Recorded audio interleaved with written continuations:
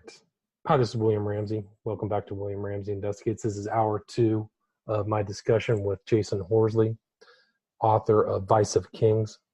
The first hour, we kind of just did a general introduction to the book, but we're going to kind of move forward into kind of some more disturbing material about Aleister Crowley and kind of tie in the intro to the latter part of the book, which covers Crowley. But maybe we can just get started kind of about some of the more disturbing things that you came across about Crowley, and not really having to recite exactly the really disturbing details of what Crowley was talking about at the Abbey of Thelema, but maybe we can just talk about that. Well, I mean, what I set out to do with part 2 of the book was just put together as much evidence as I could find for Crowley's complicity with stuff.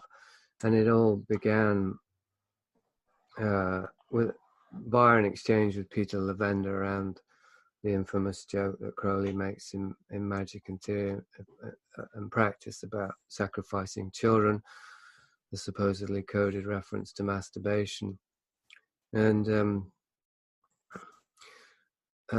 so the first place I started was Crowley's actual writings, and as you know, there's this infamous passage in the Magical Diary of the Beast, which I didn't know about when I was first exchanging emails with Peter Lavender around the subject.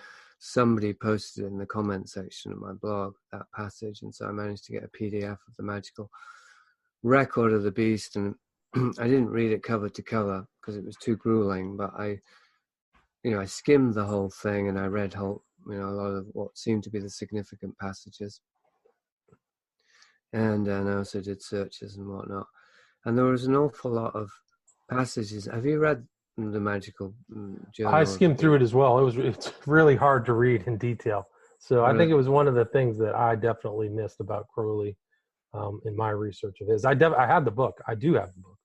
Mm-hmm. But that passage is very interesting. Even the page preceding and the page after are both very Yeah, and you can sort of read between the lines and sort of put the pieces together, as I attempted to do, to work out what's going on, not just in Crowley's head, but in the Abbey itself. Obviously, not down to the finer details, but in a general way, like he's involved with these rituals. There's this massive, excessive cocaine use with the discipling of the women and the children also. The children are referred to throughout the text, well, particularly Ramsey, who was a toddler at that age. Poopy was just a newborn. There's a clear indication that he was giving, well, I shouldn't say clear, nothing's very clear around Crowley, which is why it's possible for two researchers, myself and Peter Lavender, giving benefit of the doubt to Lavender, which I'm inclined not to really, but let's do it just for a moment, to have completely different points of view, to look at the same material and come away with almost opposite points of view.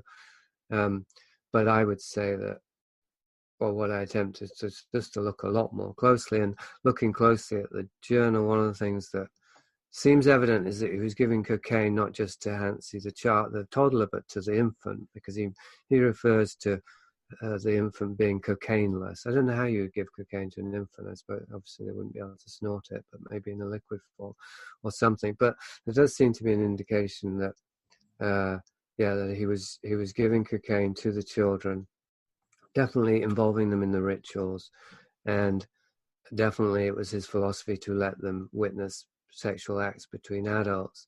So we've got all of that is factual, and it's somewhat referred to factually in the journal. And a lot of the journal, as you know, is just ordinary journaling, like got up, did cocaine, my nose is bleeding from too much cocaine, and so on and so on, and minutiae, descriptions of minutiae of rituals.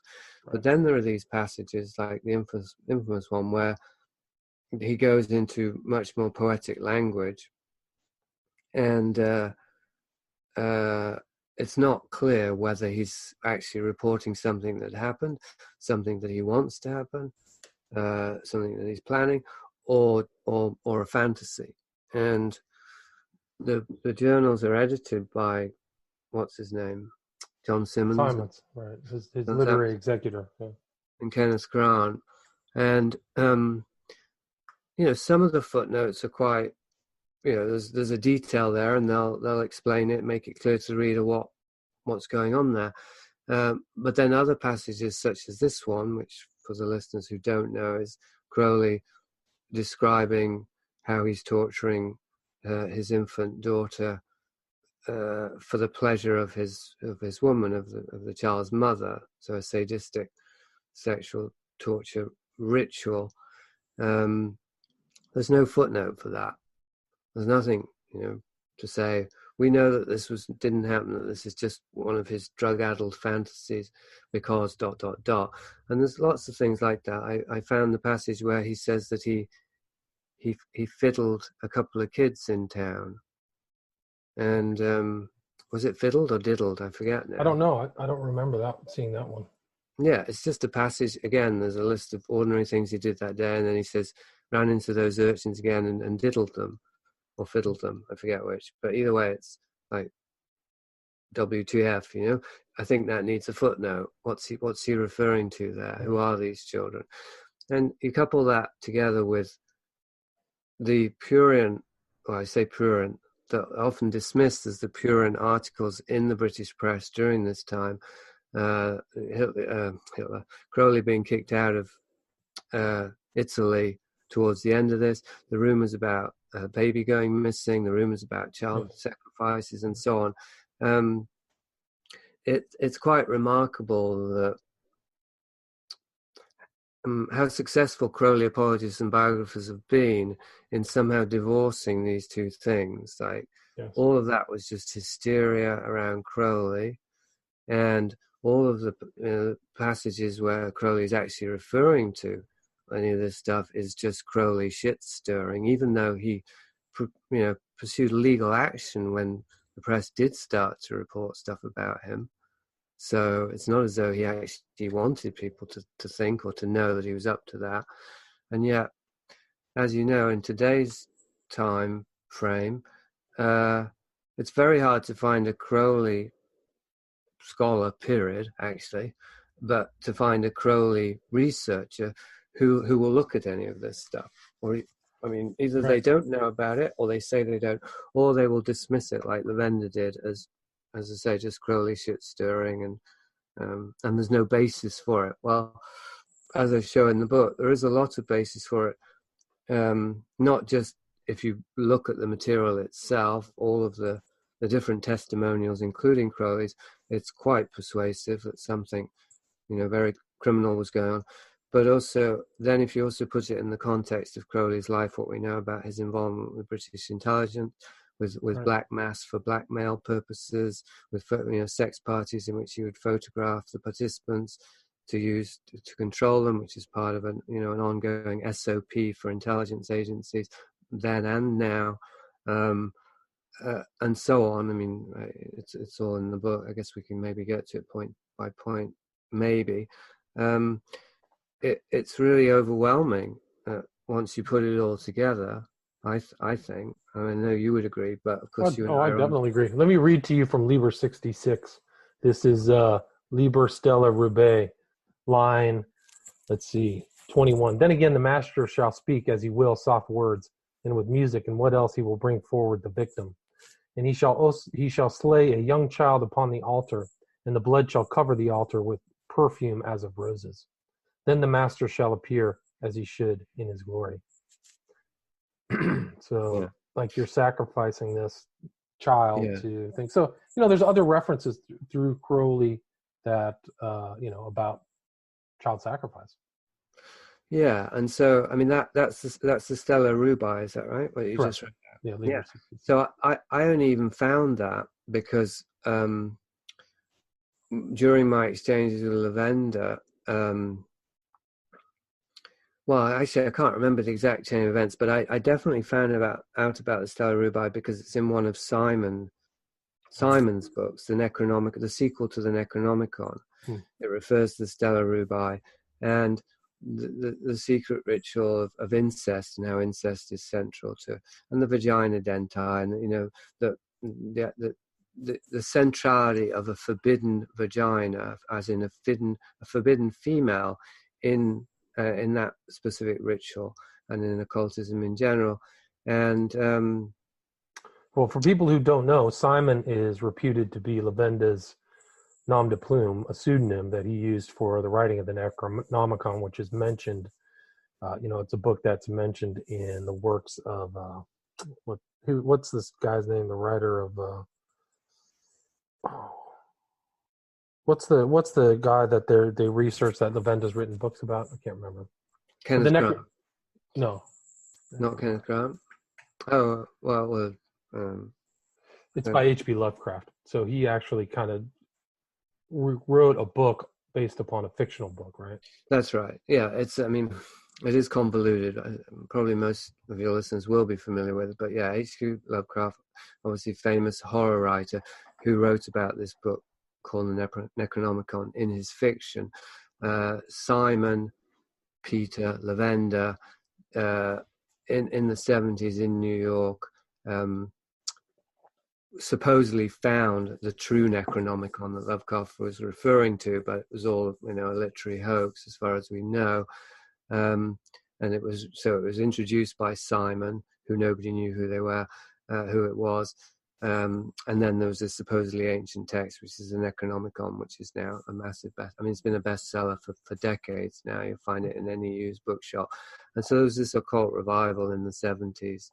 Right. Lavender was quite near at the center of, really, with the Magical Child bookshop and so on. And he was certainly, as acknowledged, being a friend of Simon. But people who knew Lavender at the time have been on record as saying, yes, Lavender was Simon, as in if Simon had a public appearance, Lavender would show up. Now, Lavender can say, well, I was just fronting for Simon because he did, blah, blah, blah. There's all kinds of ways to spin it. Well, he supposedly, Simon gave a talk on Coast to Coast. Have you ever heard that? Yeah, the one with a voice. Yeah, with a voice modulator. Yeah, but when you tinker with it, it sounds just like Lavender. It's Lavender's voice. Yeah. Yeah, it's more or less known. And then there's the copyright thing that if you follow the copyright in the Necronomicon, it's the name of Lavender. So whatever. Who knows? It's like Don Juan and Castaneda a little bit.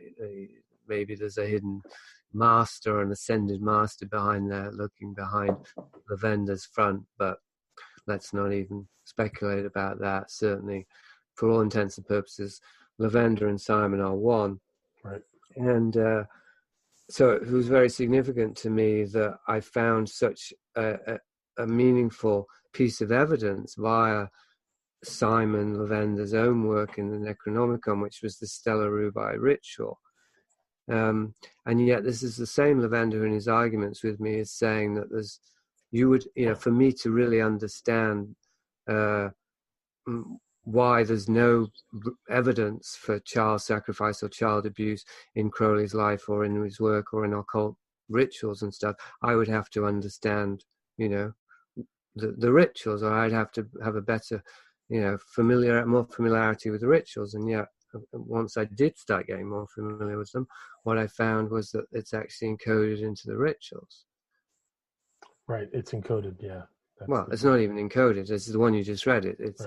It's explicit. But one of the arguments, as you know, that people make, including Lavender, is, oh, well, that's code, that's symbolic. Of course it wouldn't. Crowley never meant actually sacrifice a child. But as I say, when you juxtapose that A with Crowley's life and B with the sub or superculture of occult intelligence agencies and organized crime, we know that child sacrifice is central to those operations, and that does overlap with occultism. So it makes absolutely no sense to somehow suggest, where Crowley was concerned, it was all just in code. But with these other groups and organizations, they do it literally. There's no basis for making that distinction that I know of. Right. And like I said, we talked before, the world's tragedy includes reference to child sacrifice. So, it's and you can just read, if you have the tenacity to read through it all, there's a couple of references of child sacrifice.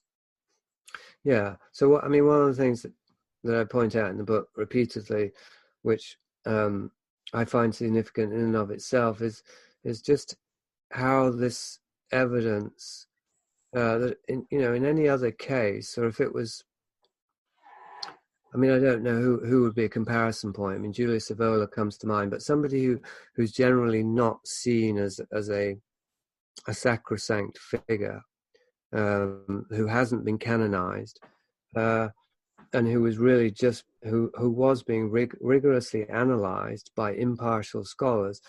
There's no way that evidence of this sort would be overlooked. It would very soon be put really, central on the table, so to speak, for analysis in terms of understanding, what was going on.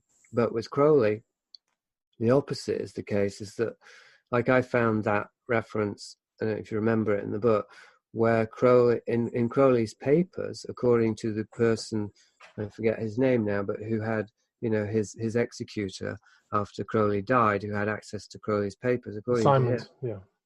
yeah. No, it wasn't Simons. It was someone else. Wilkinson or Williamson, that one? There's another one. Unfortunately, I can't remember the guy's name. We can find out. But he found something in the paper where Crowley referred to tying a Negro to a tree and cutting a hole in him and penetrating, sexually penetrating the hole. Now, of course, that doesn't mean that that's what Crowley did.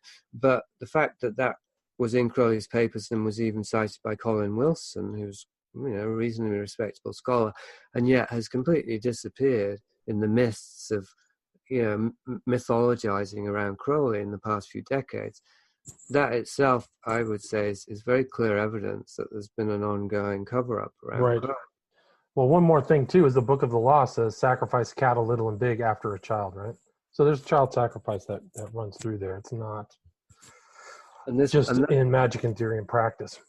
Right. But I'm trying to think who the executor was. Well, and needless to say, the Book of the Law is the holy text of Crowley's life and of Thelema now. And as I present in Vice of Kings, there's more than just evidence. There is this historical fact that there are cults who have sacrificed children who followed the Book of the Law, the Colin Batley one being the most infamous. Right. So we know that people do use the Book of the Law to form, as Thelemites, it is their holy book, and that they follow it to the letter in terms of sacrificing children. We know that's a fact. And it's it's like John Peterson always makes this comment about Marxists who say, well, it doesn't matter how many millions were killed under Marxism in Russia because they just got it wrong. It's our kind of Marxism is the good kind. It's like that with Thelema, right? Or Islam is the same. It's not the true Islam. It's not the true Marxism. That's what they always say, right? Okay, you can allow for a little bit of that, but to be utterly dismissive and just say, well, anyone who thinks that a Thelemite reads the Book of the Law and sacrifice children is just an idiot, and so they're irrelevant. It doesn't, it has no bearing. Is even more idiotic in my opinion. Because was it Francis King you were thinking of? Francis King? No, it was somebody not well known at all. I can find out. No, that's okay. Yeah. So. I mean, Crowley does have this thing. These people have excised it from the public, right? And they've always kind of distracted people from actually looking through and seeing those aspects of Crowley. But this thing, like Crowley's actions were, in your book, you put him in the same chapter as Alfred Kinsey, who also was involved in just horrific infant abuse. Yeah. And I think, yeah. Well, Kinsey's research and all of his insights were, vicious. And they're both, we could say, equally central to the sexual revolution. Right, Crowley and Kinsey, yes, definitely. Yeah, and different stages. Obviously, Crowley was way before Kinsey's time, although they overlapped enough that they corresponded, I believe, although I don't know if there's any actual evidence. There's no actual evidence of the correspondence, but there is the fact that he coveted Crowley's diaries. Yeah. So he would have coveted the magical record of the beast, but also these other diaries that he had. And there's pictures of Kinsey at the Abbey of Thelema, where Crowley's abuse took place. Somebody told me that had been photoshopped, so I don't know. No, that has not been photoshopped. and he was there with Kenneth Anger. So Kenneth Anger has those pictures, and there's multiple pictures of Kenneth Anger tinkering with the murals that Crowley had made in the Chamber of Nightmares.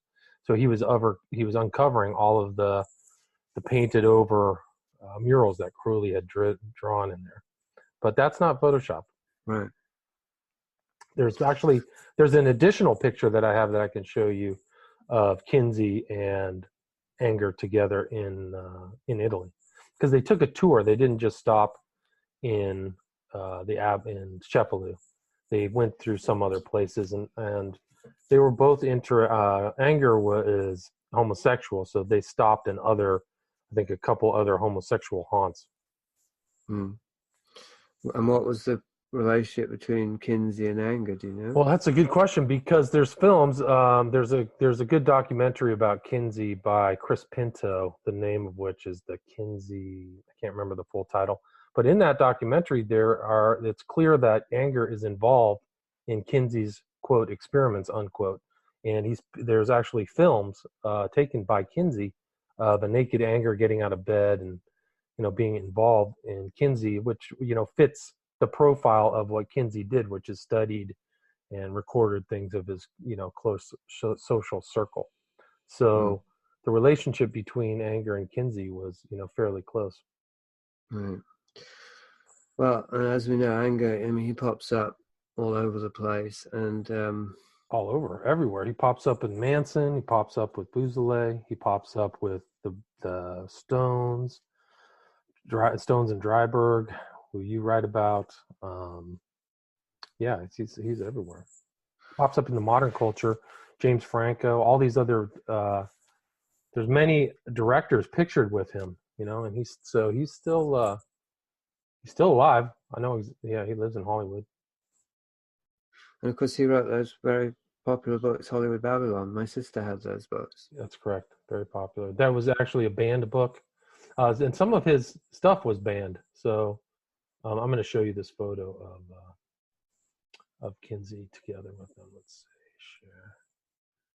So this is a photo that not a lot of people have ever seen, but can you see that? Yeah.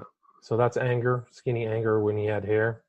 Mm-hmm. Kinsey actually passed away within a couple of years of them being together, but they're clearly in Italy together. It's not shopped. Right.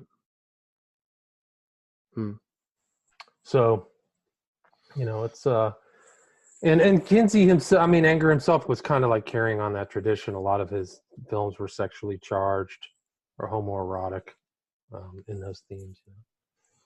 Have you watched any of the Jack Parsons Love and Rockets? The TV? I have not. Have you? I just watched the first episode. It was bad. It was very poorly done, but it was interesting. I mean, I had to watch a little bit, at least, as research, and it was interesting to see. It was very clear the way the template they were using was the the maverick individual genius who's in the system and kind of fighting against the ignorance within the system and finding a way to forge his own path and achieve his destiny as this great genius, right? And the occultism is part of that. That's part. It's the context for his occult interest is again this eccentric genius who had these odd proclivities, but they're all part and parcel. Like even at the very start, his fantasy life is shown to be what's fueling his desire to achieve success, and build the rockets and get us into space and all, etc., etc. So it's definitely a glorification, and it's put in the context of individualism, the American dream, obviously space colonization. So it's like occultism really has been.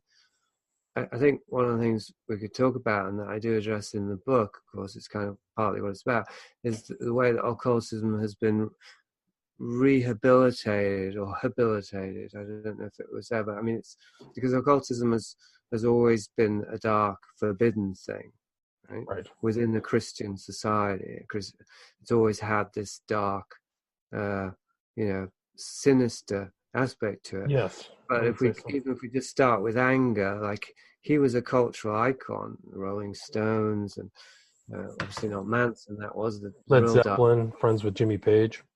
Yeah, who bought Crowley's house and so on. So so back then, even in the 60s, obviously occultism and Sgt. Pepper's Heart Club album and stuff, occultism was being, and then the Necronomicon was being introduced as something integral to the counterculture, essential to the counterculture. Yes. But now at this point, it's and I think this is something that came out with Pizzagate, or tried to, but then got suppressed and ridiculed, that occultism, I think, because it's always been central to the ideology of the aristocracy, the ruling class, and because those values eventually trickle down or are deliberately insinuated into the culture, eventually they become mainstream. And I think that's what we're seeing with something like the Jack Parsons thing. That's why he was a useful case study, or to make a hero out of Jack Parsons, who actually, like Crowley, identified as the beast or the Antichrist. Antichrist. He took the oath of the Antichrist. There's a document out there where he takes that oath, and so I mean, Crowley called him his number one disciple in the world was Jack Parsons. I actually was in contact with George Pendle, who wrote the book about him. It was Strange Angel, right? Right. Strange Angel. What's the title? Otherworldly Life of Scientist John Parsons. Yeah, the Feral House thing. Sorry? Feral House. But, yes. Yeah.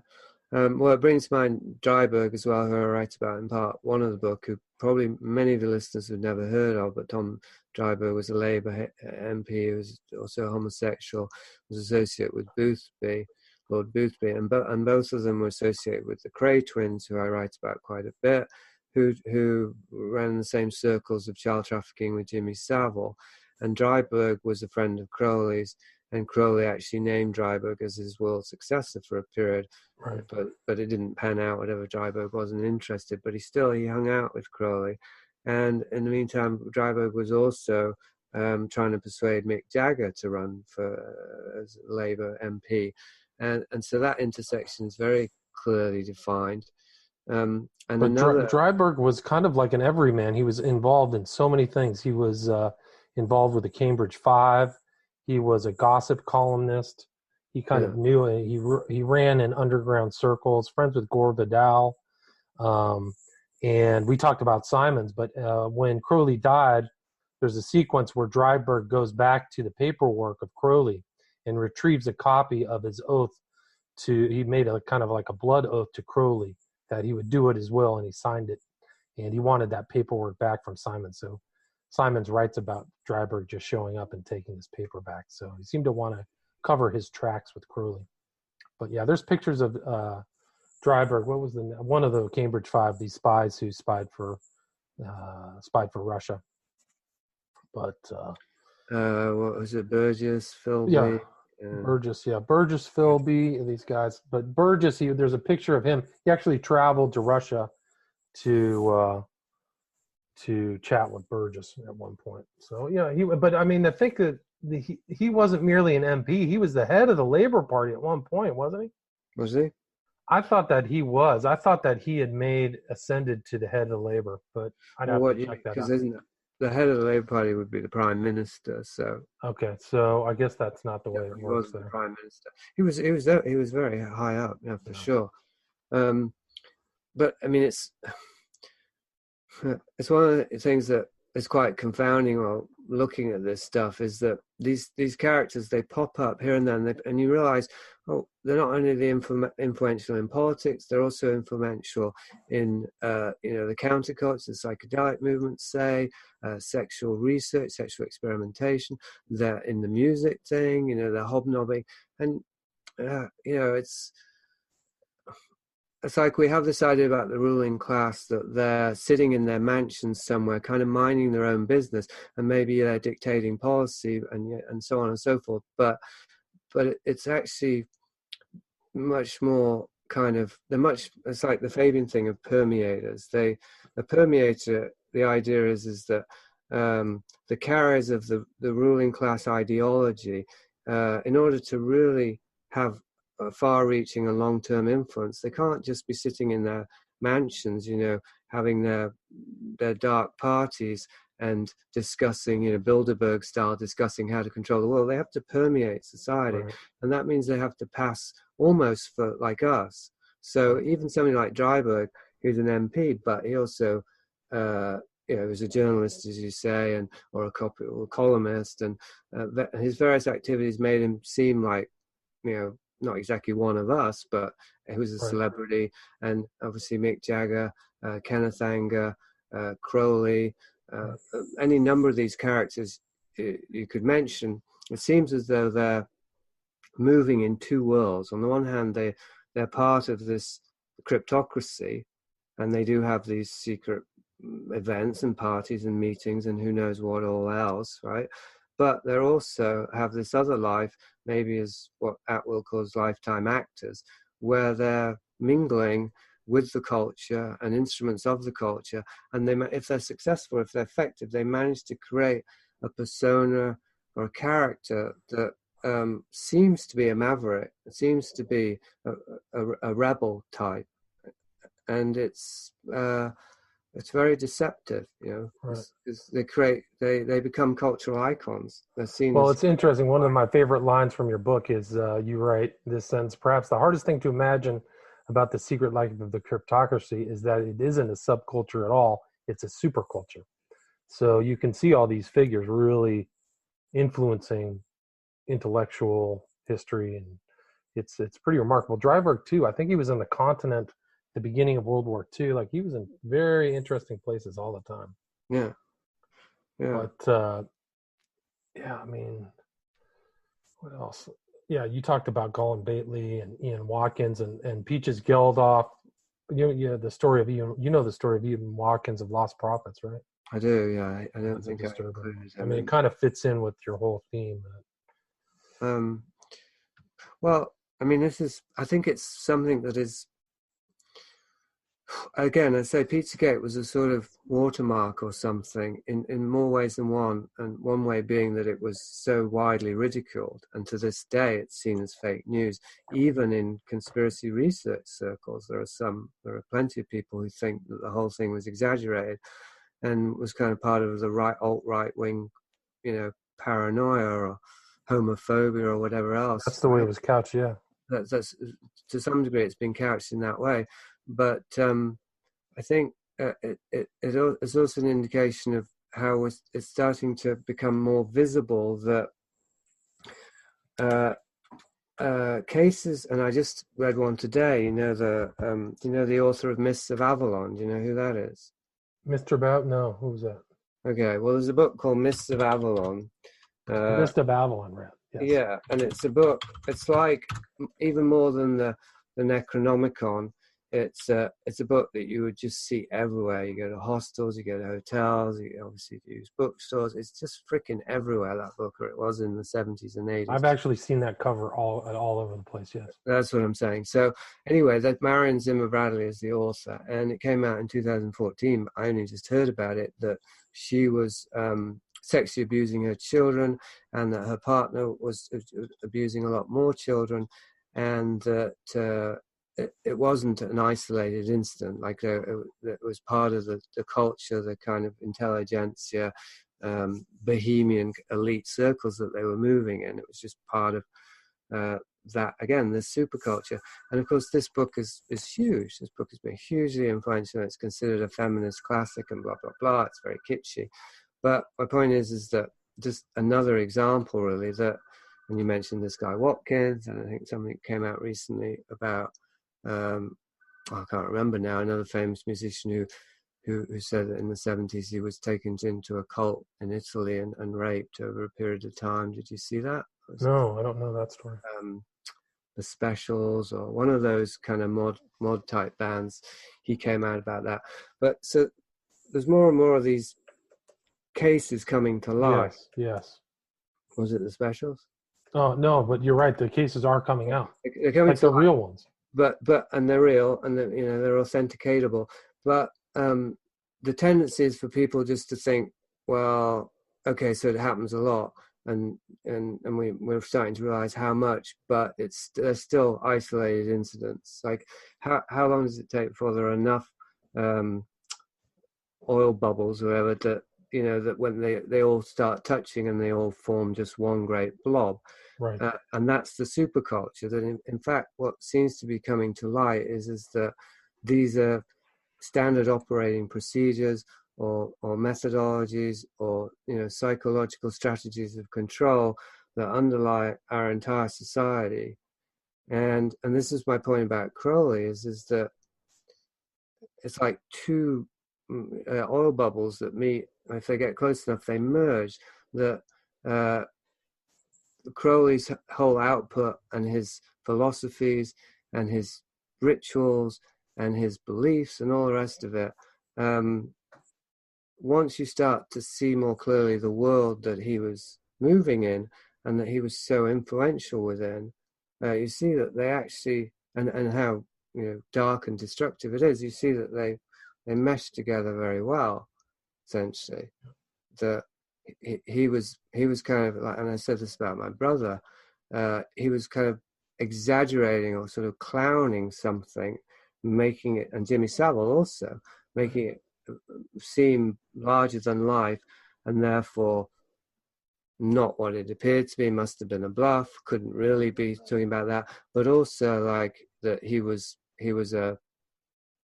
because he was such a colorful, outrageous character, he was a rebellious one rather than somebody who was actually simply embodying the hidden culture that was feeding him and empowering him. Right, but that's like part of the Crowley joke too, in a broader sense, right? These guys joking, putting on this kind of public show. It seems to be, again, part of the strategy. And yeah, it goes to the smiley face. It goes to like it's a big joke, this kind of theme that permeates this occultism where they have the internal secret knowledge and they have the secret agreements, secret handshakes, and they're the insiders and the outsiders don't know. They don't know the facts. They don't know what they're up to. They don't know the secret parties, the eyes wide shut parties. Pizzagate was legit. They had Podesta was sending emails to Denny Haster, a convicted guy. Well, I don't know if he ever got convicted. He got convicted of covering up his abuse of wrestling boys, But they were talking to him and sending him emails, and those Podesta emails after he got convicted. They were talking about when he's going to get out of jail or something like that. Well, but I mean, why people end up having to say it's not legit? It's precisely the point I'm trying to make. Maybe not making it that well, but that at a certain point you see that it bleeds over into our culture itself. It's not just this hidden organized crime or this hidden pedophilia. It's actually in everything. So with Pizzagate, it was impossible to tell a difference between evidence of child sexual abuse and crime and our lifestyle, bohemian liberal values, because it's the same. It's just the liberal bohemian values allow for that. Yeah, I mean, it isn't to say that right-wing conservatives don't get up to it too, but Pizzagate was the case. Well, that's interesting. Dryburgh and Boothby were both sides of the aisle, right? Both sides of the aisle, both involved in child abuse and sex parties, and I think the Crays were procuring for them, or somebody was. They were involved in kind of the rough underground of London, right? Yeah. And bringing it back to the joke, that there's something there that's really hard to kind of get my head around anyway, which is that, part of it is they're joking, you don't even know it's a joke and that the joke's on you. There's a sort of enjoyment of superiority there, and the gloating and the rubbing victims' noses in and all that.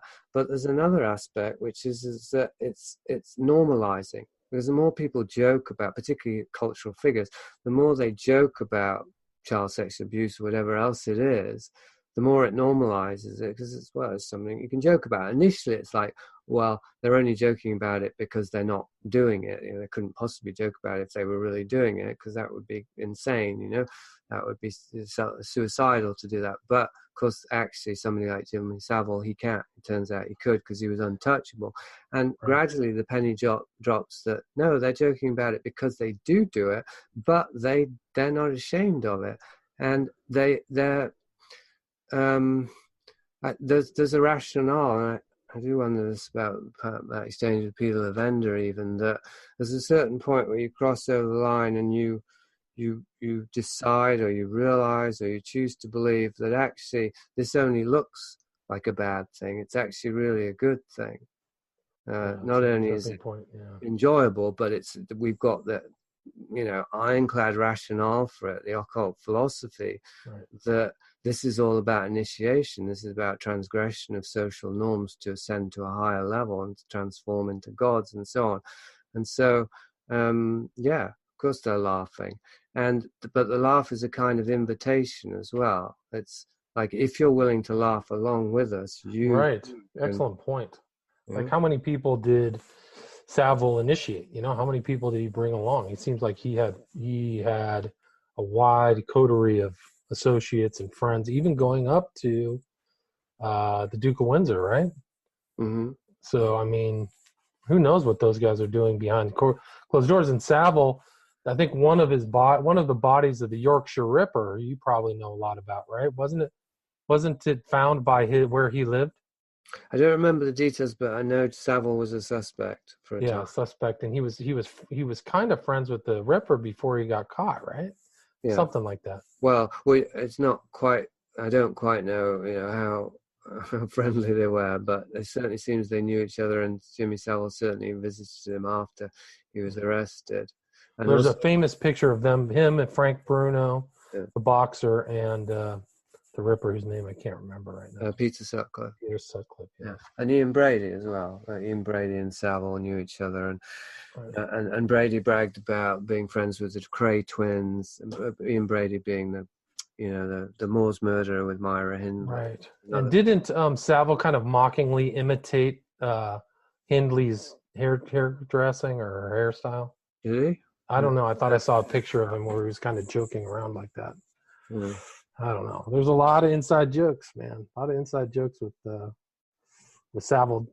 I think that when people got onto him when he had that interview with the documentary maker. What was his name? Louis Theroux, where he says, "I never got nicked," and he called his mom the Duchess and all kinds of strange stuff. And people just went. Yeah, well, Savile is, as you know, is an incredible case study. Like, one could find out so much, or intuit, or deduce so much about the British super culture of the cryptocracy and the criminal the criminal overworld, by just looking at Savile, and really, and not just what he was doing and what he was admitting to, but as you say, the way he was joking about, and the little insinuations and inferences.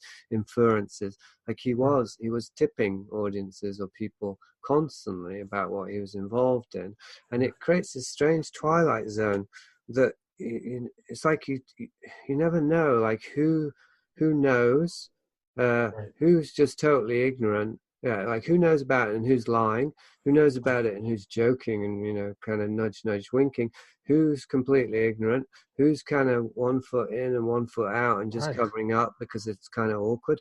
It's really... It's a great point, because I'm sure so many of those people that he was networked with knew exactly what he was about.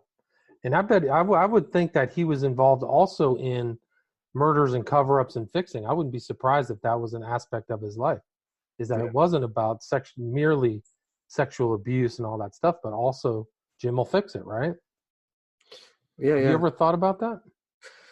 Well, I mean... That was the title of the show for Americans who don't know. It was Jim will fix it, right? Right, and it was a show I grew up watching, in which, and maybe this is a good dark example of what you're talking about. Jim will fix it was Jimmy Savile's weekly show in which kids were invited to write in and ask Uncle Jim to do something for them, to fulfill some fantasy or another, and then the winners, would come onto the show, and he would take them wherever they wanted to go, whether they wanted to go to Disneyland or whatever it was, ride a horse, or that would be the show. And so, because he was surrounded by kids every week, and those kids were being sexually abused and raped by Jimmy Savile. And didn't he have other friends? Didn't other people got busted, or some of his associates get busted? Gary Glitter was one. Yeah, he would have other people on the show, or at least on other shows. He did various shows. And so that there was this element, of procuring children. And so, I mean, talk about a honey trap. And one of the things that came out recently, and I don't have a source on this, but was that sometimes children would write to Jimmy Savile and say that they were being sexually abused at home, and they wanted him to save them. And at least in this case that was reported, he had the kid on the show and then sexually abused them too. Wow, that's sick. Yeah. So I mean, there's so many different ways in which you could see that. But Savile too was like Dryburgh too, because he was with the Beatles. He was at the very beginning of so much of British music culture as well. Yeah, so he was having these people featured in his shows, right? Well, yeah, but it was even before that. I was just going to mention that, like the mass observation thing, which I found out while writing Vice of Kings, that there was this whole program in Britain about secretly surveying the British society, but specifically the working class. And this was in the wings of an uprising, working class striking in the 1920s, where the society almost ground to a halt. So there was definitely a lot of scrambling around in the aristocracies. How can we prevent this happening? And I think that was one of the drives behind creating mass observation, which was to secretly observe the working class in their environments, and to find out what was going on with them, what their preferences were, and so on. And that extended into actually creating environments that the working class would come into to be observed. And so that led to the creation of dance halls. And not to say it was only for this reason, but there was partly this. And dance halls were a way not just to observe people, but to influence them, because you even create tunes. This was the war effort to engender patriotism, to get people to go to sign up to fight in World War II, creating songs and dances that would instill people with patriotic feeling. And this was the climate that Jimmy Savile rose to power within. Like, he was the first ever DJ. He was the first guy to put two turntables together, and he probably didn't do that, but he would, as in, you got two turntables, you got no gap between the songs. So that's what he was known as a DJ. But that was 2 decades later. Like, when he started, it was down in the trenches, and this was the same period that Jimmy Savile was in organized crime, and he ran his own dance club, and dance clubs were places for the organized crime to sell drugs, prostitution, and all of that. So all these different worlds. So do you think Jimmy Savile would get a cut of that? So his dance hall, he would allow the drug dealers in and stuff? Mm-hmm. That's the way it works? Yeah, well, I don't know the specifics, but did you know that Jimmy Savile was a seventh son? Yeah. Yeah, he's a seventh son. Yeah, I think you mentioned that in your book in context. Somebody else uses a seventh son. I remember hearing it because there's a tradition of a witch, right? Right. Yeah. Wow. One other thing I wanted to mention about Crowley was the another child sacrifice was the band lecture where he was talking about Gilles de Rais, the French guy who abducted maybe 500 young boys and sexually abused them and then killed them. And he just traveled around France. But the thing about Gilles de Rais, or Gilles de Retz, or Gilles de Montmorency, or whatever, was that he had a network of like occultists. He had this other guy, Prelati. He had all these people helping him procure. So this was this crazy kind of network of abuse that he went unhinged. And he at that time, Gilles de Rais was basically the head of he was called the Marshal of France, which was the #1 military person in France, and he was the backer of what was the girl's name? Joan of Arc. What's that? Joan of Arc. Joan of Arc, yeah. So he was like the backer of Joan of Arc. You ever hear those stories? I have heard the stories. Yeah, I haven't. I had Gilles de Rais in Vice of Kings for a period, but I took it out because I realized it was too large a subject, and I would have to spend weeks researching it just to even have a few paragraphs. You know what I mean? Yeah.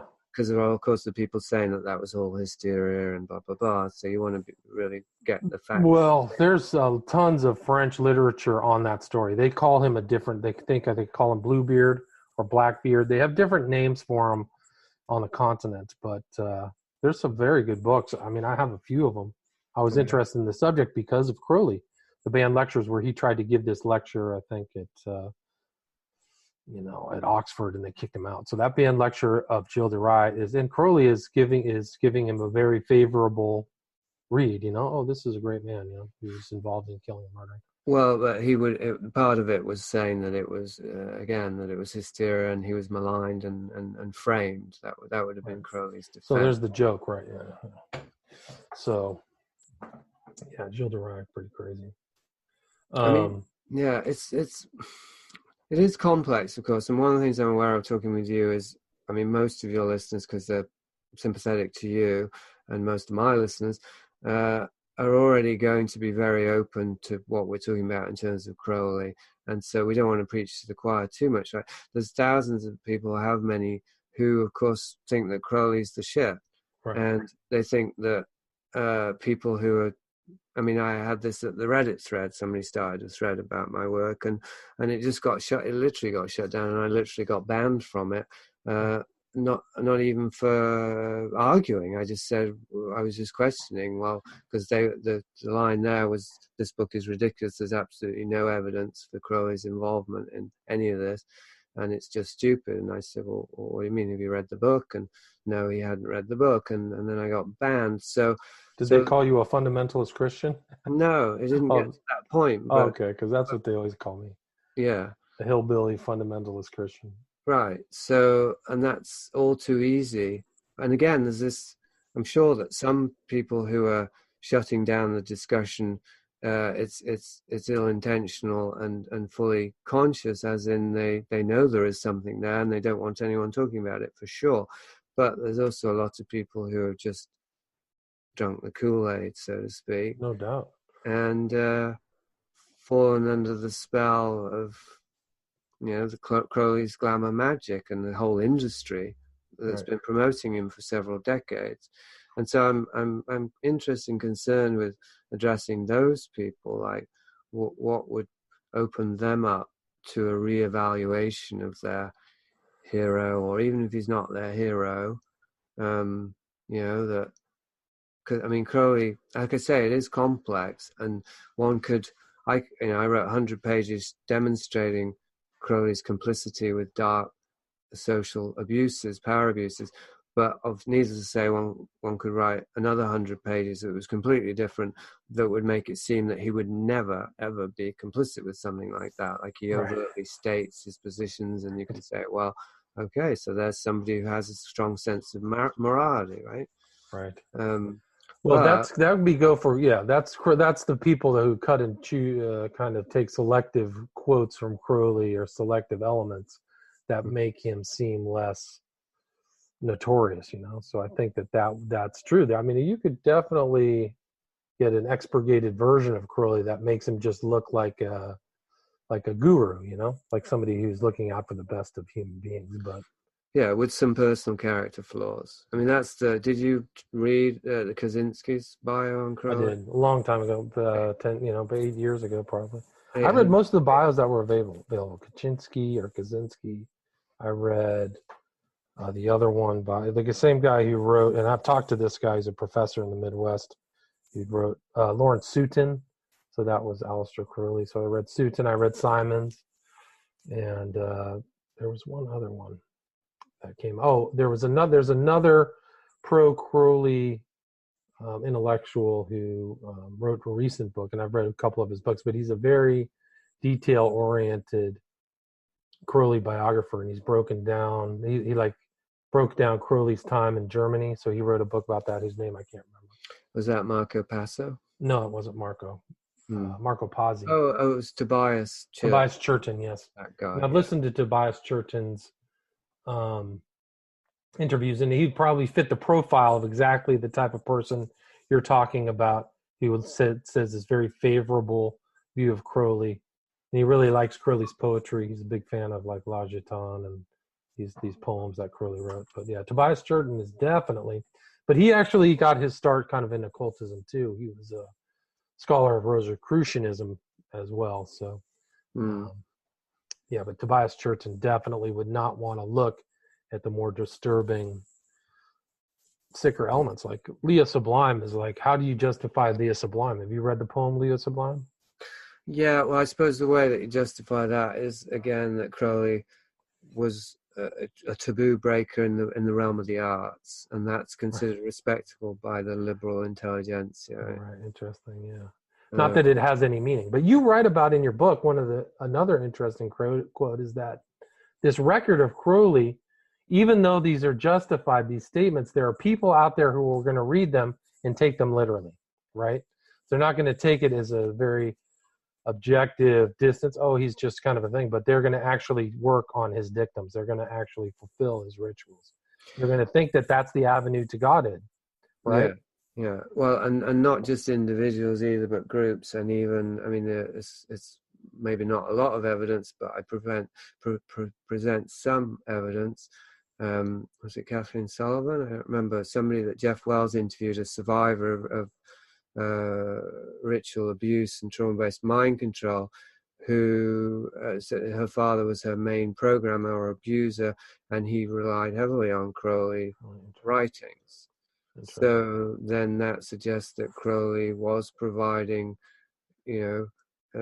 information or rituals and all the rest of it that could be used for mind control purposes. Right. And that's a great point, because that's exactly what Scientology is. Right at the very beginning of Scientology, L. Ron Hubbard leaves, Jack Parsons starts Dianetics 1948. Crowley dies 47. L. Ron Hubbard thinks he's the one who comes after. His son is saying, the son of L. Ron Hubbard is saying that Hubbard had Crowley's writings and would study them before his speeches. And there's a recorded reference of Hubbard talking about Crowley. And his son actually said that all Scientology is black magic, written over a long period of time. It's a slower process. So, and it promises the same kind of results that Crowley did, that you will be a god. You will have a power over matter, energy, space, time. So there's another person who, in my opinion, created a very destructive cult that, ruined the lives of really tens of thousands of people. Still has that effect to this day. So you can see this branch off of Crowley into Scientology. A much more populist branch, isn't it? And Scientology, and perhaps related, it's quite thoroughly discredited. I mean, you won't find too many defenders of Scientology. I suppose it still exists, though. It's still running as a church, so all of those people would. And maybe I'm being naive there. I think the people in there definitely are believers. They're true believers. So, but I think the expose of all this science fiction, this imaginative stuff that he came up with about Xenu, Tegiak, spaceships.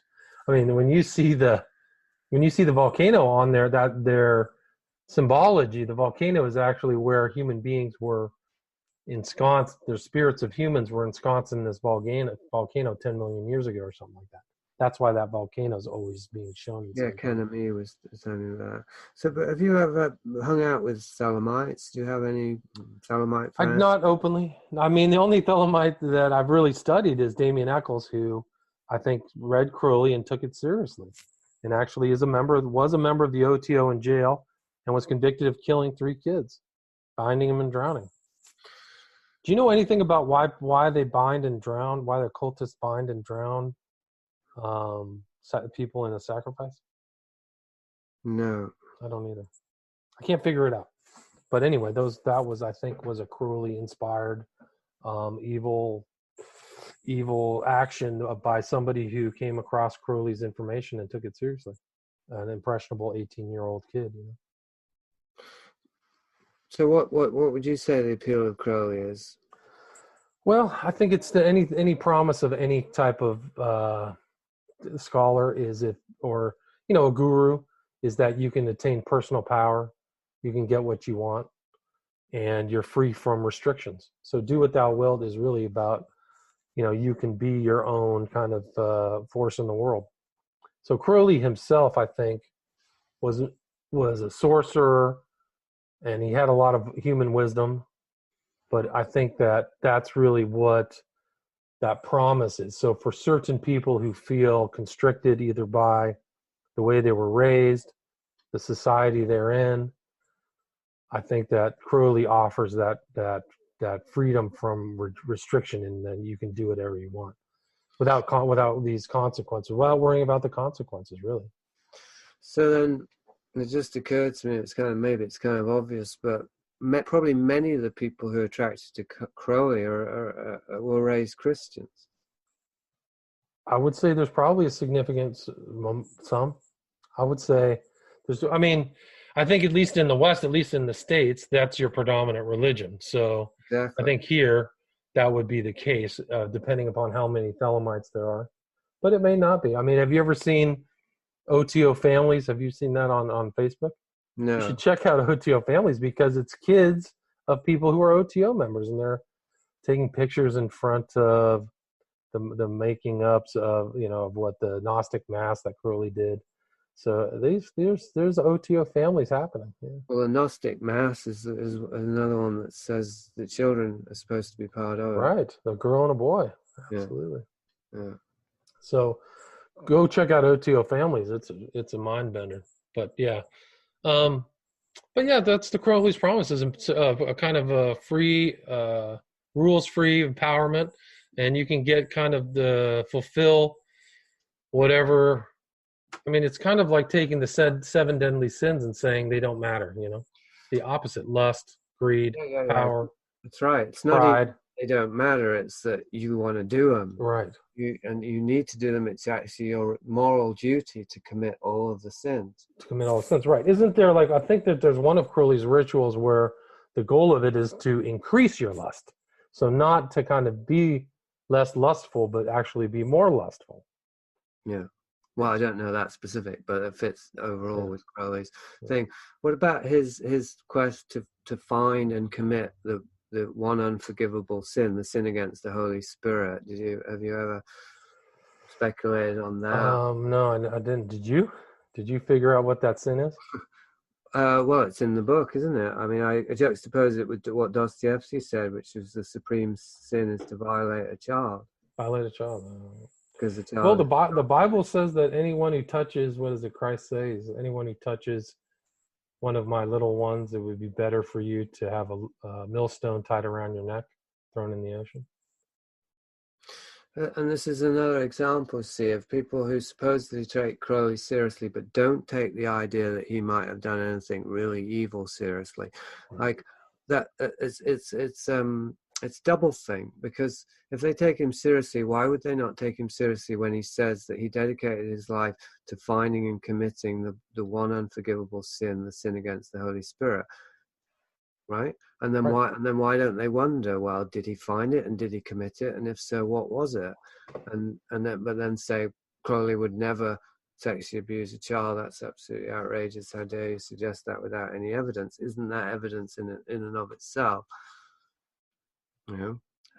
There's all kinds of things that are being ignored. And one of the things that and I took out quite a lot from the book where I was psychoanalyzing Crowley, because I felt that it was a bit overambitious, but the whole thing around his mother, that she caught him masturbating and she referred to him as the beast thereafter and punished him. And she was, obviously a very virulent Christian. So she gave him a very negative imprint of Christianity, not just her, but the mother is the most powerful influence in any child's life if she's present, even if she's not, possibly. And around his sexuality, around a negative imprint about Christianity, around his sexuality that included being called the name beast. Well, right. And that's like trauma-based mind control. Is you abuse somebody and then you speak to them while you're doing it, and that will program them. So that you can't you're not going to de-emphasize that in terms of how he ended up identifying himself as the beast. Itself was a result of trauma, and was consistent throughout his life that he was opposed to all things Christian. Like his whole life was dedicated to destroying Christianity, to subverting and undermining Christianity, and replace it with Crowleyanian, replacing it with the new god of horrors, which again, I used to think people who called Crowley a Satanist were just ignorant Christians. But it turns out that they were right, because if you read between the lines, look at the magical journals. To him, Horus was Satan, right. and he even referred to him as Satan sometimes, and so on. So he was literally a Satanist, and Satanism, of course, is literally, the inversion of and the rejection of God and of Christian values. And as psychologically speaking, it's a negative identity that it's like, if we try and get free of our parenting, of our childhood, we try everything to be the opposite to what we grew up with. Well, we're just going to end up with a negative identity that's just defined by the very thing that we want not to be. So we end up just being the shadow of it, which is Satan, the shadow of God. So, and I think that this extends to occultism at large, or as a larger ideology, that occultism is like the shadow or the negative identity of religion. It's a reaction against Christianity. Right. That's my theory of occultism. And so that's why Crowley was such a key figure in that. Well, that's part of how he was, rather, because, as I say, his conditioning, his childhood trauma and all the rest of it was utterly opposed with all of his life force against Christianity, identified with the beast, and then he became, of course, the leading occultist of the 20th century. And so that's why I was thinking, well, probably his appeal is inseparable from the he after he died, but during his life, but certainly after he died, was a period in which Christianity was being seen more and more as repressive and old-fashioned and restrictive. And of course, this was partly due to Crowley, but the sexual revolution and all the rest of it involved a rejection of Christian values. But what do people replace it with? And particularly if it's just a rejection, then that's already a negative identification. So they're naturally primed by pushing against something. They're naturally going to get pushed back into the shadow or the inverse image of that, which is occultism and Crowleyanity. So it's like you've got a whole generation or several generations who are, like I say, primed through disillusionment and through negative identification with Christianity for Crowleyanity. Right. Yeah, it's important. I mean, that's the 60s, right? I mean, Crowley himself said that he thought that the era of the crowned and conquering child symbolized by Horus was going to be, the birth of that child was the 60s, and I think he was correct. He actually anticipated that with Leary and all those guys, Leary, Huxley. Right. And now we're at this time where we're seeing, well, I don't know what we're seeing exactly, but whatever was happening in the 60s, this kind of orgy, this socially engineered orgy, really, of what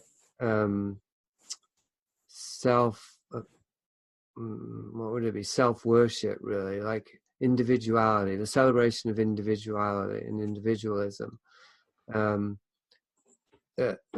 Like this, we have the next iteration, it seems now, with the whole identity politics, yes, LGBT and everything else, where which again, it's like with the counterculture, it was very clear that occultism was a central thread to countercultural values, right? With New Age, astrology, etc. With identity politics and the modern social justice warriors and liberal progressives today, it's not obvious because they're more atheistic, they're more secular.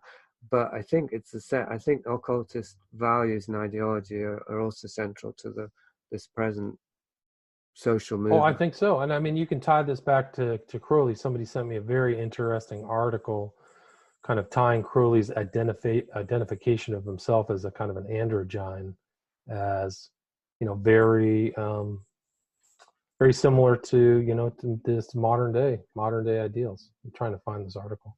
But androgyne, right? Yeah, I mean, right. So transhumanism, man. Postgenderism, yeah, exactly. Right. Let me see if I can find this article. So it's actually an OTO article. It's an older Crowley. Because the Uranian Society that I mentioned briefly, that was contemporary with Crowley, because Oscar Wilde and various other figures that were contemporaries of Crowley were part of the Uranian movement, and it was like an underground thing for homosexuals to use as a means to get together. But that includes the idea of the third sex. Right. The name of this article is "Breaking the Binary in the New Aeon," and it's from like a Thelemic type thing. But AC describes gendered gendered characteristics in Confessions, and it describes him to a past life of Crowley, described as he being a female temple prostitute named Asteris in Liber 415, the Paris work. There's a sort of he mentions the word hermaphroditism, things like you were kind of,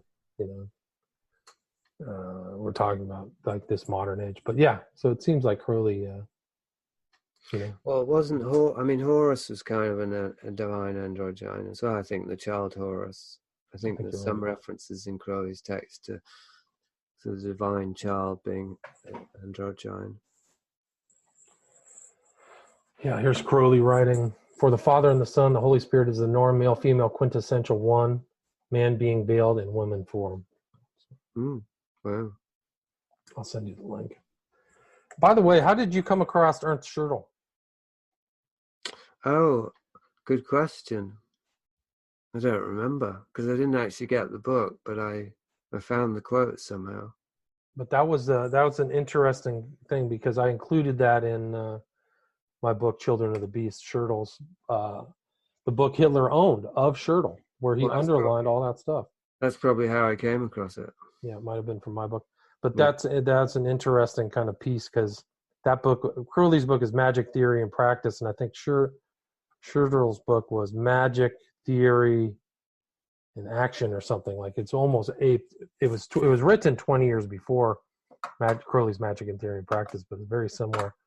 A lot of interesting ideas, but it was one of the books from Hitler's library that's still extant. So, do you put credence in the idea that Crowley was advising Hitler?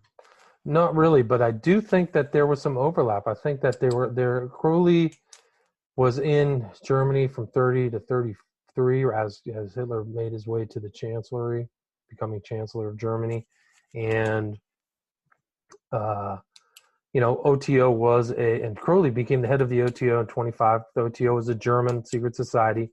Hitler and the top groups of the Nazis were occultists. They really weren't Christians.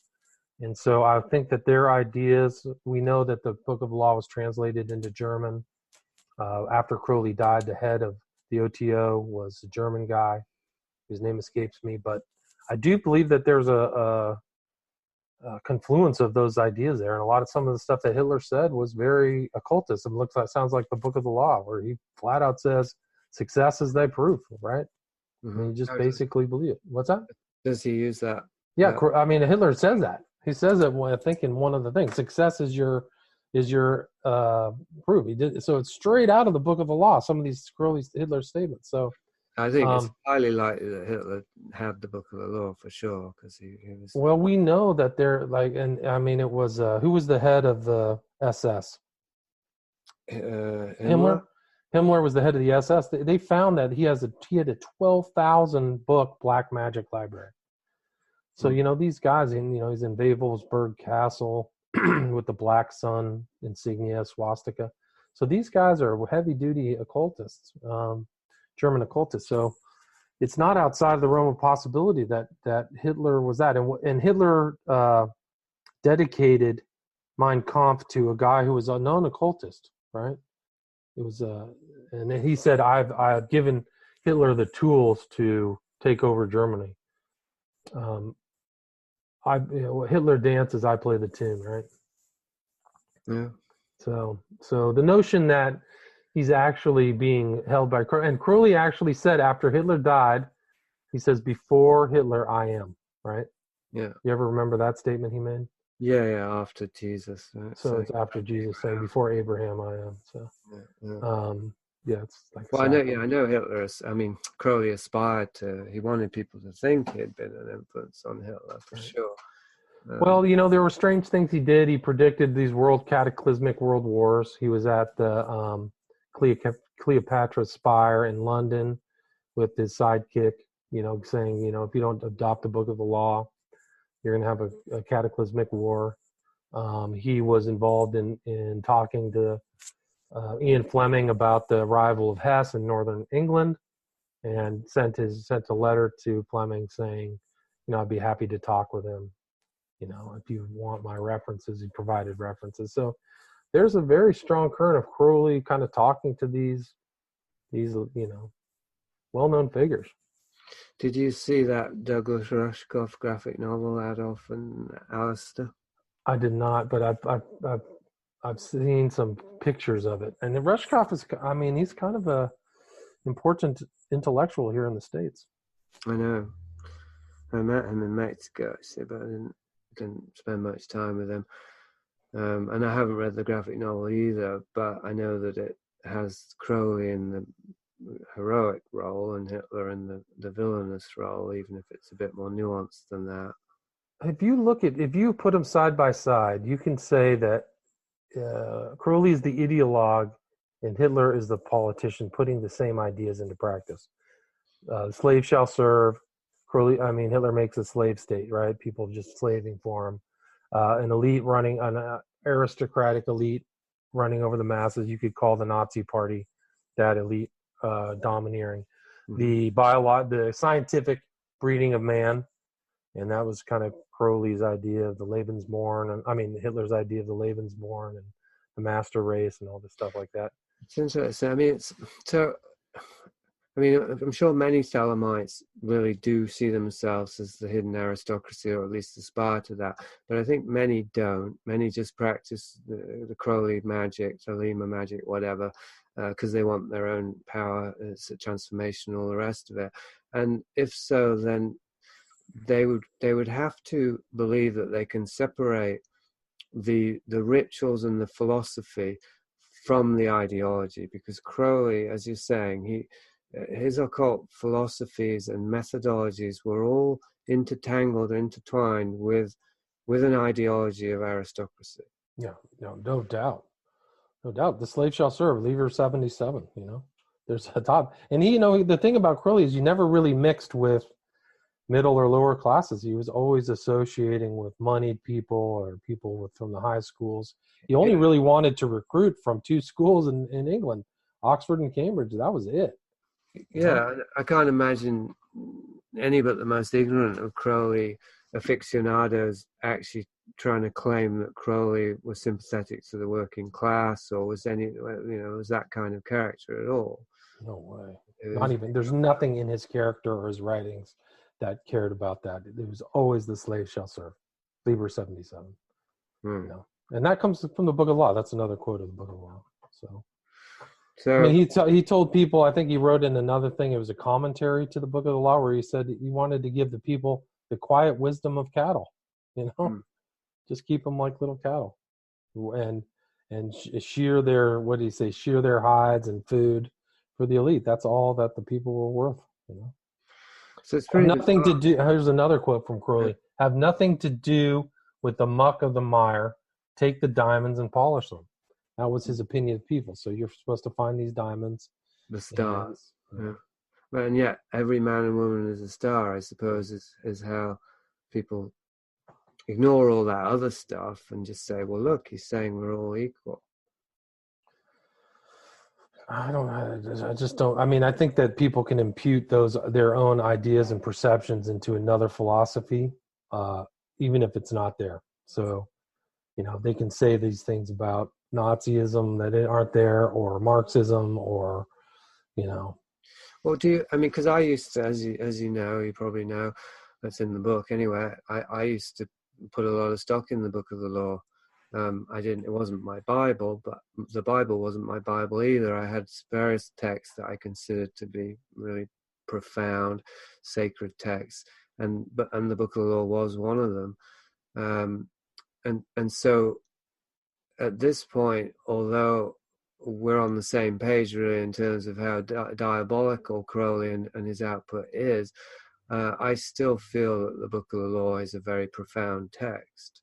So how do you feel about it? I think it's a profound text. If somebody's saying they're receiving information from Satan sitting over his corner in Cairo, Egypt, and people are looking at that Book of the Law and being influenced by it, by pecking the eyes out of Muhammad and all that other stuff, I would say it's pretty profound. It's a pretty profound statement that confirms the cosmology that Christians believe in, the cosmology of Ephesians 6:12, that we fight not against fleshly things. We fight against powers, principalities, things in the air, all these other things. So you see that Crowley is within that time, that frame of a Christian outlook, where he's actually not just communicating with Satan, but other entities, the magician, what was it? Was it the magician? There was all these other people, the Alamantra working, where he sees this alien being. Wow. So for me, a very profound book, very profound, very satanic book that, I see it in so many of my other talks about Crowley, confirms the validity of this kind of spiritual outlook that Christians have, that it's not all just like wine and roses. There actually are evil spirits and evil influences in the world, just like it says in the Lord's Prayer, deliver us from evil. So, there's some arguments. I think you mentioned in the book, a guy came out and critiqued the Book of the Law as not being legitimate, right?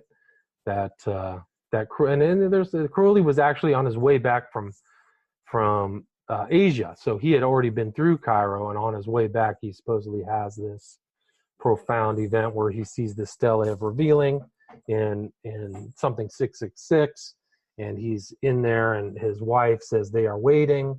So he gets this bull's blood and provokes a ritual, and this being that's behind him gives him the most profound, so-called, in his life, the most profound experience he had in 1904. And he takes this received message and doesn't do anything with it for 6 years, right? Mm-hmm. He didn't notice its import or impact. Well, he tried to get rid of it in his own account, didn't he? You can see the original copy. It looks like automatic writing. There's very few emendations made to the text. It looks like he just spit them out for 3 days, right? But that was kind of Crowley's writing anyway, because he was such a talented literateur or prose writer that not a lot of his writing shows changes or stuff like that. But although there's records of him going back through and fixing books, errata within books. So the validity of the Book of the Law is questionable, But if you look at this other stuff, his holy books, these other workings, it's clear that he's trying to receive or in the process of receiving information. He's doing similar things with Newberg that Kelly and Dee did, this whole, scrying with the shoe stone in a hat. So it's not outside the realm of possibility that somebody who covets information or in connection with discarnate entities that is occurring. So, did you know that I tried to do my own Book of the Law once? How did it work? Well, I set up a period. It wasn't quite as tidy as I wanted to do, like exactly the same days, because my birthday's on the 7th of April, and then the 8th, 9th, and 10th, that he supposedly received the Book of the Law. So I always took that as a sign that somehow I was, the Book of the Law was central to my own. You were the one who comes after mentioning that kind of thing, right? You and about 100 other occultists? 100,000. Okay. Yeah. Anyway, basically, I tried to create the environment, and I timed it in such a way that I would be able to receive something. And I wrote this thing called the Book of the Adversary with 3 books and the numbers and all that. It was an imitation of the Book of the Law. And Kenneth Grant read it, and he praised it, although he called it an initiatic vision, but he also criticized it. He said it seemed to be cluttered a bit by biblical imagery or something like that. I forget what he said. But anyway, I mean, something did come through me. That doesn't mean it came from I don't know, anywhere other than my unconscious, but it definitely was qualitatively different from other things I've written. And it starts with Satan, and then it's Christ, and then it's the third book is what I called Astarius back then, because of this Thulian I was in touch with. But Astarius is basically Abraxas, the 2-in-1 God. Right. Yeah. I had these 3 books, right? It starts as dark as can be, and then it goes to light, and then it's the kind of fusion of the two.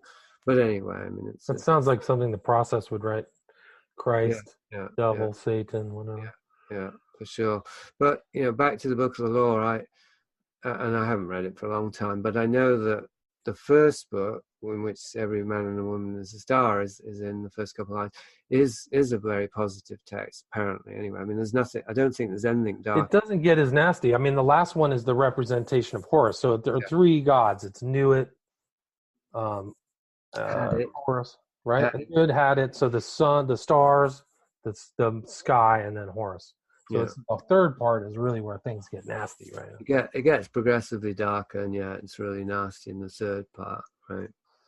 But I mean, the other thing that vouches for its validity is that Crowley was fairly young, 28, 29, kind of a younger guy.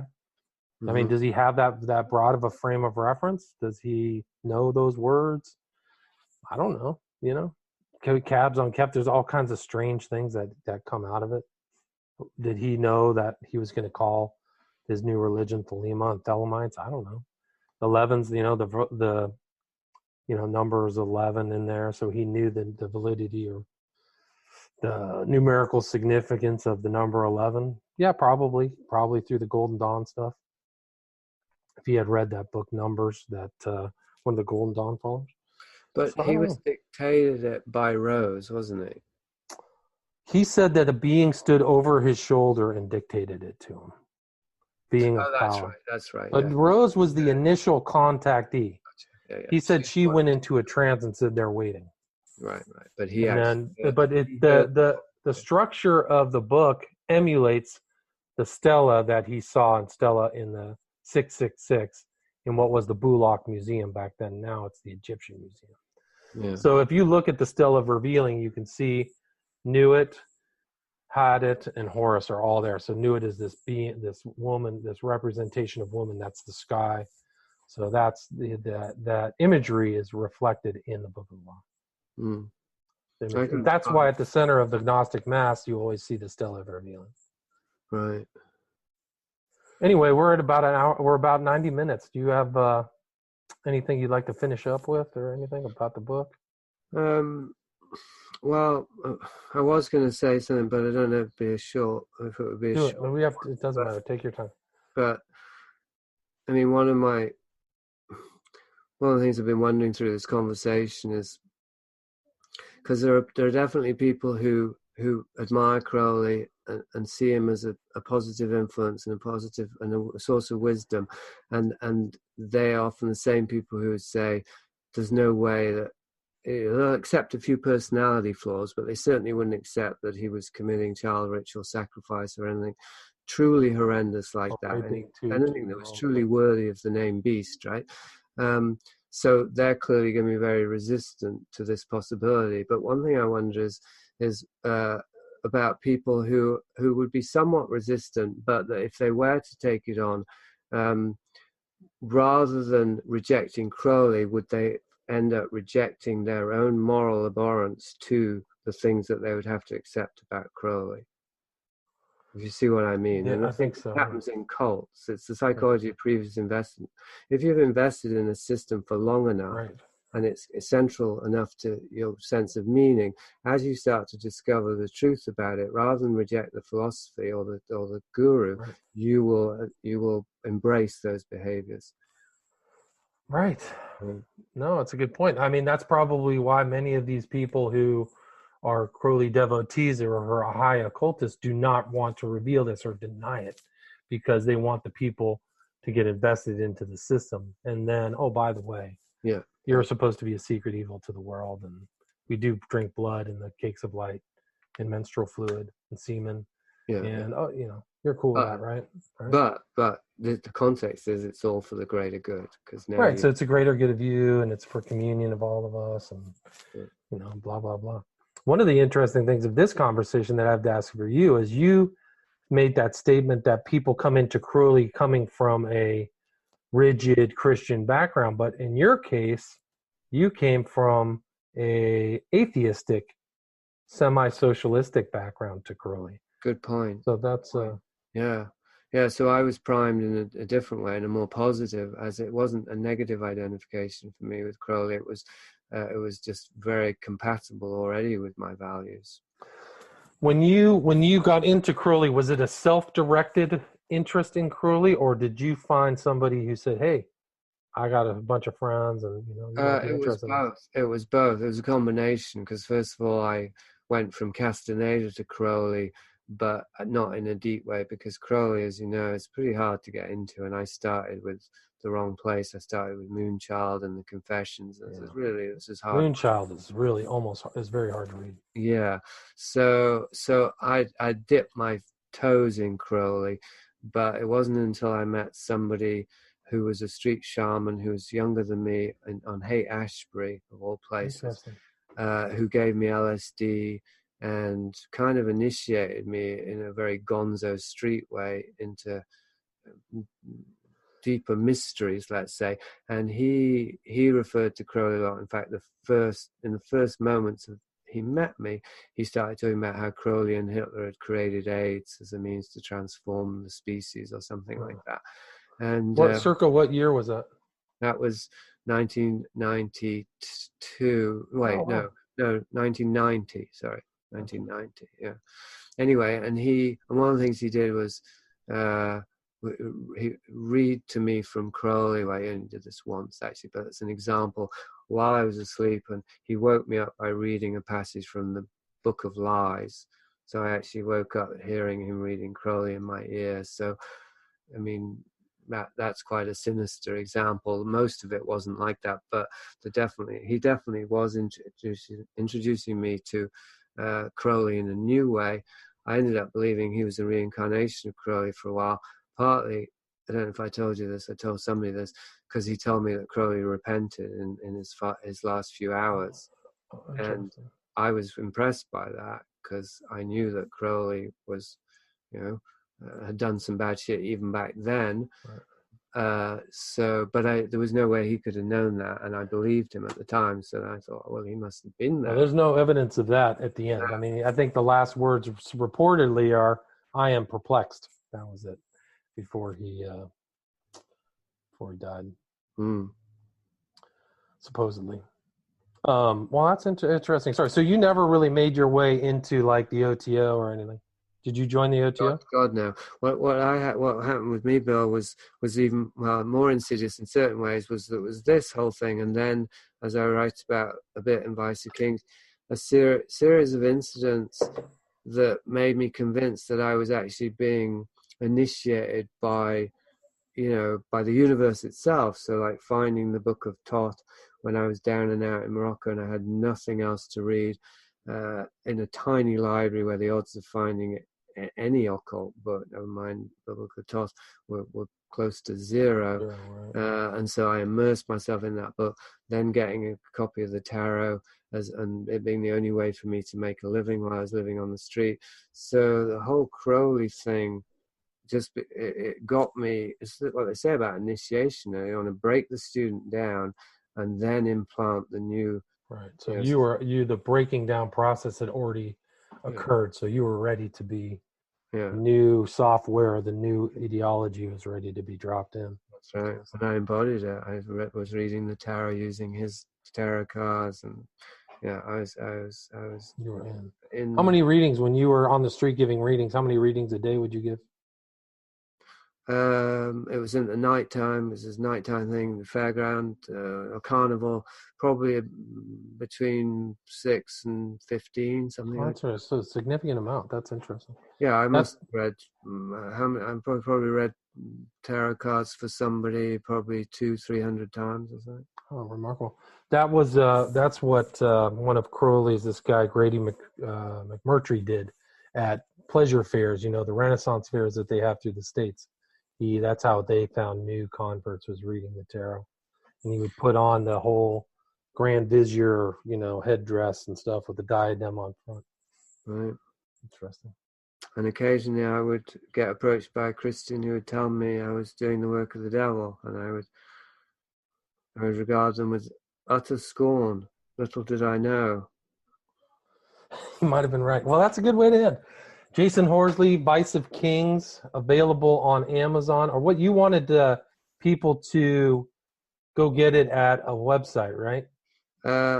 Well, they can go to my website. It's the easiest way because I hope they'll go there anyway. So that's Horticulture, as in AUTI culture.com. And then in any page except the homepage, there's a link to the publisher's website. If you do get it on Amazon, if anyone, I'd ask that they review it as well. Because if you're going to use Amazon, at least let's make it work. Right. So Author, AUTICULTURE.com.